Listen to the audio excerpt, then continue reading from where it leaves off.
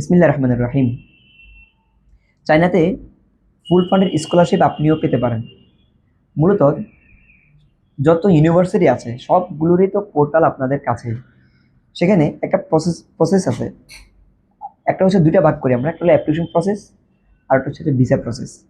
Application প্রসেসটা আপনি যদি বিজ্ঞ কারোর মাধ্যমে বা আপনি নিজেও যদি করেন, সেখানে অনেকগুলো ধাপ আছে। যেমন আপনার যদি ইন্টেনশন থাকে যে আপনি ফুল ফান্ডেড স্কলারশিপ, এবং এটা অনেকের ফুল ফান্ড স্কলারশিপ একটা পর্যায়ে থেমে যায়।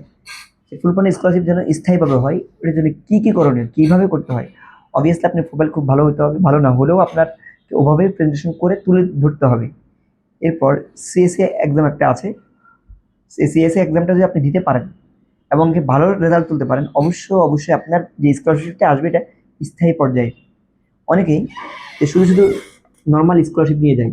যে কোনো কান্ট্রিতে আপনি যদি যদি কোনো একটা পরীক্ষা দেওয়ার পর কোনো একটা এক্সামে আপনি বসেন, তাহলে অবশ্যই আপনার জন্য এটা অনেক সুখকর হবে। এবং এই যে রেজাল্ট আসবেন, এটা সত্যি আপনার একটা এটাকে লব্ধ প্রতিষ্ঠ একটা রেজাল্ট বলা হবে। যাই হোক, আমি চাই যারা চায়নাতে ফুল ফান্ড স্কলারশিপে যান, তারা অবশ্যই সিএসসি এক্সাম কিংবা ভালো ভালো কোনো স্কলারশিপগুলো অ্যাপ্লাই করে যদি যেতে পারেন, তাহলে আপনার এটা স্থায়ী হবে, এটা আপনাদের কল্যাণকর হবে।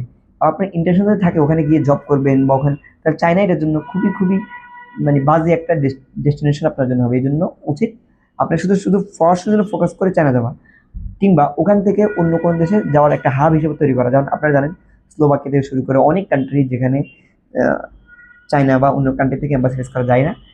ফেস করার একমাত্র মৌলিক শর্ত হচ্ছে পুলিশ ক্লিয়ারেন্স লাগবে ওই দেশে, যে দেশে স্টে আছে। আর এই পুলিশ ক্লিয়ারেন্স তারাই পায় কেবল যারা লং টার্ম ভিসা থাকে। Long term visa, worker visa বা চায়নাতে ওয়ার্কার ভিসা খুব কমই থাকে, বেশিরভাগে চায়না ওয়ার্কার নেয় না। স্টুডেন্ট ভিসা যারা, তারাই একমাত্র আমরা বলতে পারি আমাদের সহজ কথায়।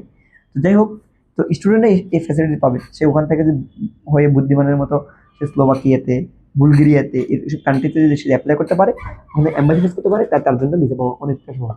এবং ওই কান্ট্রি থেকে এই এই ভিসাগুলো হওয়ার টিউশন ফি অনেক কম, যেটা আপনি 2 থেকে 3 লাখ টাকার ভিতরে সব কিছু কমপ্লিট করতে পারবেন সেঞ্জেনের। আজকে এই পর্যন্ত, আল্লাহ হাফেজ।